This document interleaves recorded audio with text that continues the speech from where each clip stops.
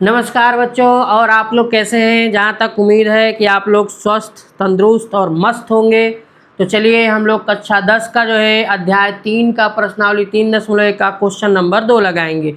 इससे पहले पिछली क्लास में आप लोगों को जो है क्वेश्चन नंबर 1 बता चुके हैं। अब हम पढ़ेंगे क्वेश्चन नंबर 2। और क्वेश्चन नंबर 2 को पढ़ने से पहले बेटा एक चीज़ बताना जो है कि चाहता हूँ कि इसको कैसे हम जो है जानेंगे, ये क्यों ऐसा करेंगे। कह रहा है कि अनुपात तो इतना इतना की तुलना कर ज्ञात कीजिए कि निम्न समीकरण युग्म द्वारा निर्मित रेखाएं एक बिंदु पर प्रतिच्छेद करती है, समांतर है अथवा समपाती है।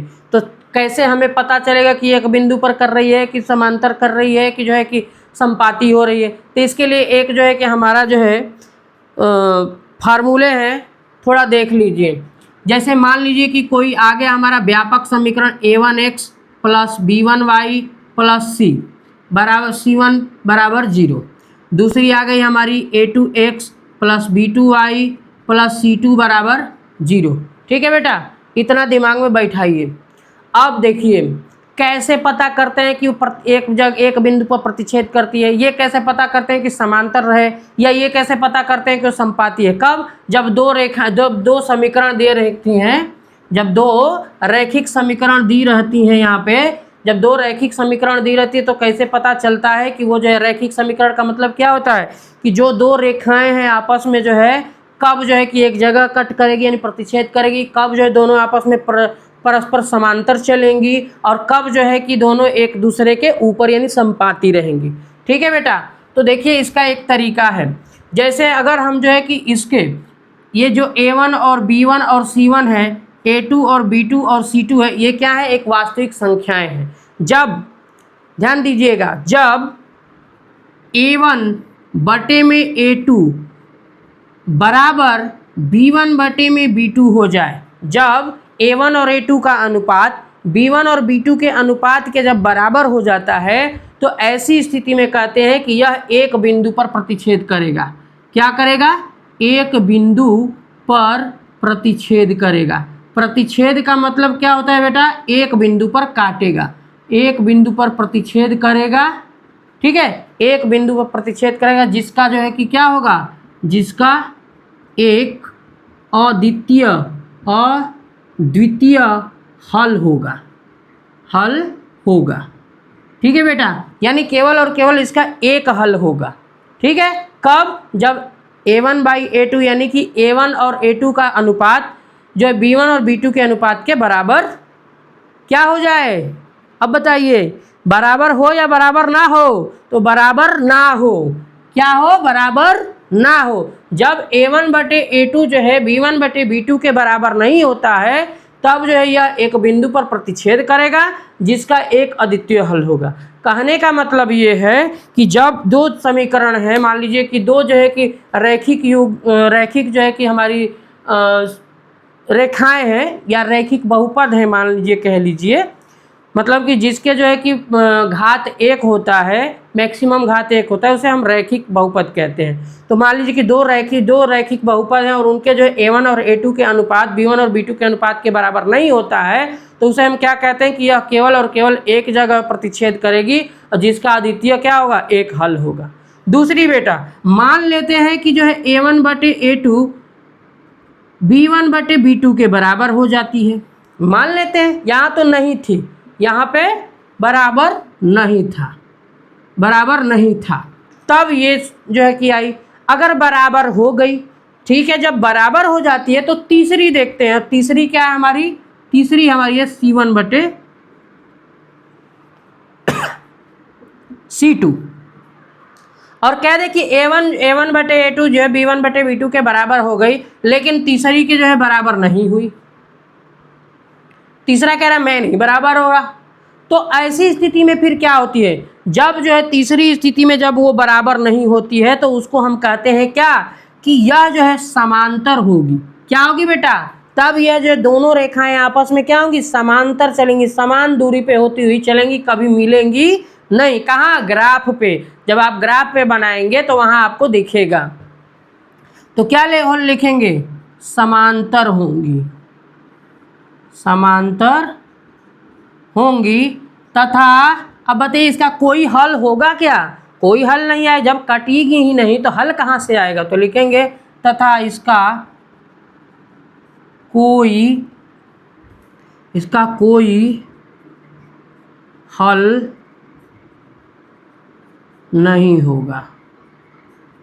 ठीक है बेटा, एक अद्वितीय हल होगा, ये ऊपर वाले का है। ठीक है, जबकि इसका नहीं होगा। तीसरी आती है कि मान लीजिए कि ये बराबर होगी, ये बराबर होगी, ये तो बराबर नहीं है। ठीक है, अब मान लीजिए कि तीनों के तीनों आपस में बराबर हो गए।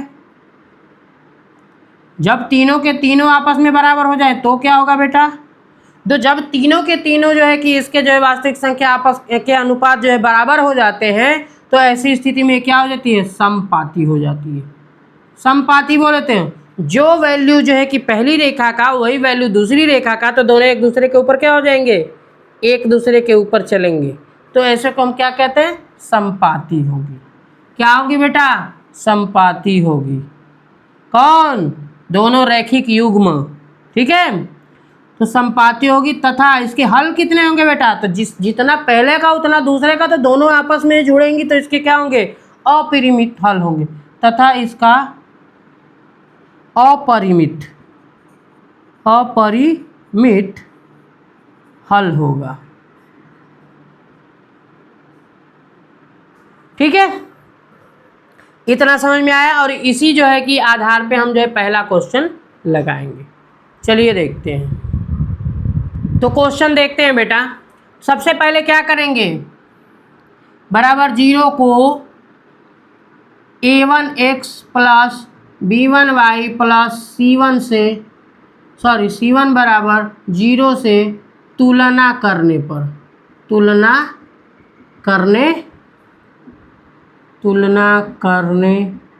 पर a1 की वैल्यू कितना आएगी बेटा, तो a1 की वैल्यू आ जाएगी हमारी 5, b1 की वैल्यू कितनी आ जाएगी बेटा, -4, और c1 की वैल्यू कितनी आ जाएगी बेटा, +8 है तो 8। उसी तरह जो है कि इनको भी जो है कि क्या करेंगे, a2x plus b2y plus c2 से क्या बराबर 0 से तुलना करने पर, तो क्या निकल के आएगा, a2 के वैल्यू निकल के आएगा 7, b2 की वैल्यू निकल के आएगा -6, और c2 की वैल्यू क्या निकल के आ जाएगी, -9। ठीक है बेटा, चलिए देखते हैं। तो पहले ही जो है नियम अपनाते हैं, कौन सा पहला नियम अपनाते हैं, वो बराबर नहीं वाला। चलिए देखते हैं। पहले तो जो है हम क्या निकालते हैं, अनुपात निकालते हैं। तो a1/a2 की वैल्यू कितनी आ जाएगी, 5/7। उसके बाद जो है b1/b2 की वैल्यू क्या आ जाएगी बेटा, -4/6, माइनस से माइनस कैंसिल, 2 दूनी 4, 2 3 6, यानी कि 2/3। ये बताइए कि ये a1/a2 की वैल्यू 5/7 आई और b1/b2 की वैल्यू 2/3 आई, क्या दोनों आपस में बराबर हैं, नहीं। तो क्या लिखेंगे, अतः a1/a2 is equal to not b1/b2। तो क्या होगा, अतः इसका एक अद्वितीय हल होगा। अब क्या करेगा, एक बिंदु पर प्रतिच्छेद करेगी। अद्वितीय हल होगा जो एक बिंदु पर क्या करेगा, प्रतिच्छेद करेगी।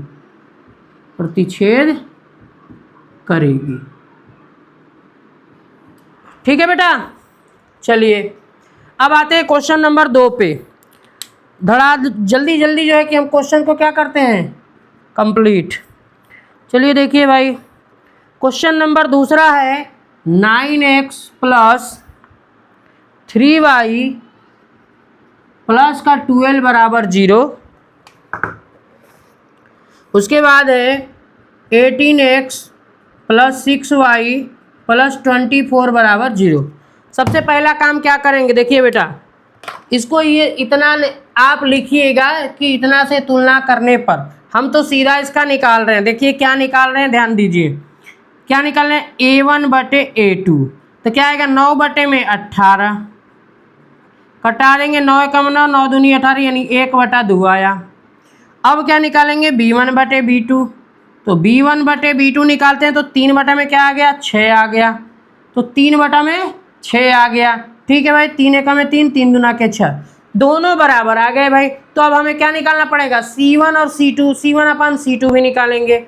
अब क्या निकालेंगे, इसका निकल के आ गया 1/2। अब निकालेंगे C1/C2। C1 कितना है 12, C2 कितना है 24, है ना, कटा दीजिए, 12 एकम 12, 12 दूना, यानी ये भी आ गई 1/2। तो क्या निकल के आया बेटा, इसका ये निकल के आया कि A1/A2 बराबर B1/B2 अब बराबर C1/C2, यानी तीनों क्या है, बराबर है। जब तीनों बराबर होंगे तो क्या होगा बेटा, जब तीनों बराबर होंगे तो एक दूसरे के ऊपर क्या होंगे, एक दूसरे के ऊपर चलेंगे, और जब एक दूसरे के ऊपर चलेंगे तो क्या होंगे, संपाती होगा। तो क्या लिखेंगे, संपाती होगा। अतः क्या लिखेंगे, अतः जो है कि समीकरण युग्म द्वारा निरूपित रेखाएं क्या होंगी, अतः समीकरण युग्म द्वारा निरूपित रेखाएं क्या होंगी बेटा, संपाती होंगी, संपाती होंगी। ठीक है, समझ में आ गया होगा। चलते हैं क्वेश्चन नंबर उसी का तीसरा लगाएंगे, तो इसको इरेज करते हैं फिर। ठीक है,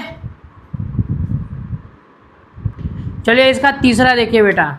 तीसरा क्या है, 6x - 3y + 10 बराबर 0। दूसरा जो है समीकरण है कि 2x - y, y का मतलब क्या, 1y। अब इसको क्या करेंगे, को a1x + b1y + c1 बराबर 0 से तुलना करने पर। ठीक है बेटा, तुलना करिए तो क्या निकल के आएगा, a1 बराबर 6, b1 बराबर -3 और c1 बराबर क्या आ जाएगा बेटा, 10। उसी तरह जो है दूसरी वाली को भी करेंगे, बराबर 0 को a2x + b2y + c2 बराबर 0 से तुलना करने पर क्या निकल के आएगा, a2 की वैल्यू निकल के आएगा 2, b2 की वैल्यू निकल के आएगा जो है -1, और c2 की वैल्यू क्या निकल के आएगी बेटा, 9। समझ में आया। अब चलिए देखते हैं आगे। अब क्या निकालेंगे, a1/a2, a1 की वैल्यू 6, a2 की वैल्यू वहाँ से 2, कटा देंगे, 2 3 6, 2 एकम 2, यानी कितना आ गया, 3/1। उसके बाद अब किसका निकालेंगे, b1/b2, b1/b2। तो b1/b2 की वैल्यू निकालेंगे तो b1 की वैल्यू कितनी, -3, अब b2 की वैल्यू -1, माइनस माइनस कैंसिल, यानी इसका भी वैल्यू कितना आ गया, 3/1। भाई दोनों आपस में क्या होंगे, बराबर हो गए। जब दोनों आपस में बराबर हो गए तो अब क्या निकालेंगे, तीसरी का मतलब क्या, C1/C2। तो C1 की वैल्यू कितनी, 10, और C2 की वैल्यू 9। क्या ये बराबर है, तो ये बराबर, तो क्या लिखेंगे, a1/a2 = b1/b2, लेकिन जो है C1/C2 क्या है, नॉट इक्वल टू C1/C2। तो जब दो जो है बराबर हो जाए और तीसरी बराबर ना हो तो फिर क्या करते हैं इसको, तो इसको कहते हैं ये क्या होगी, ये समांतर होगी। क्या होगी, समांतर होगी। अतः क्या लिखेंगे, अतः दी गई समीकरण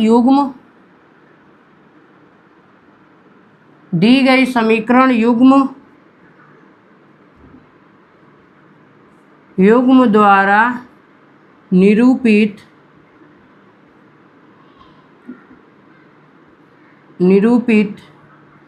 रेखाएं कैसी होंगी, समांतर होंगी, जिसका कोई हल नहीं होगा। अगर हल पूछे तो क्या लिखेंगे, जिसका कोई हल नहीं होगा। ठीक है, तो बेटा आज के लिए हम बस इतना ही करते हैं। क्वेश्चन नंबर 2 ही रखते हैं। अगले क्लास में फिर से हम जो है क्वेश्चन नंबर 3 जो है कि लगाने का प्रयास करेंगे। और जहाँ तक उम्मीद है कि आप लोगों को ये जो है कि क्वेश्चन नंबर 2 यानी प्रश्न नंबर 2 आप लोगों को समझ में आया होगा। और सबसे शानदार चीज़ जो मैंने शुरुआत में आप लोगों को समझाया बताया वो चीज़ ध्यान में रखना है। अगर वो चीज़ आप ध्यान में नहीं रखते हैं तो फिर कोई मायने मतलब नहीं रहता है। जब तक वो आपको समझ में नहीं आएगी तब तक ये चीज़ें समझ में आपको नहीं आएगी। इसलिए हम कहेंगे कि आप लोग थोड़ा सा ध्यान दीजिएगा और आप लोग हमेशा जो है कि कंटिन्यूसली बनाइएगा अपना पढ़ाई रखने का, पढ़ाई जारी हमेशा रखिएगा। ये नहीं कि आज पढ़िए कल नहीं पढ़िए, आज 24 घंटा पढ़ लीजिए और कल 4 दिन जो है कि ऐश करिए, फिर ऐसे आपकी पढ़ाई नहीं होगी, ऐसे बोर्ड के एग्ज़ाम आप क्लियर नहीं कर पाएंगे। ठीक है बेटा, तो आज के लिए बस इतना ही। बहुत बहुत आप लोगों का धन्यवाद कि आप आए हमारे जो है चैनल पे और हमारे वीडियोज़ को देखे, हमारे पढ़ाए गए जो है चीज़ों को देखे, हमारे कुछ अनुभव आप लोग प्राप्त किए। और मैं यही चाहूँगा कि आप लोग जो है अगर नए हैं तो आप चैनल को सब्सक्राइब करिए और जो है अपने दोस्तों मित्रों को भी शेयर करिए। ठीक है बेटा, तो आज के लिए बस इतना ही। सभी का धन्यवाद।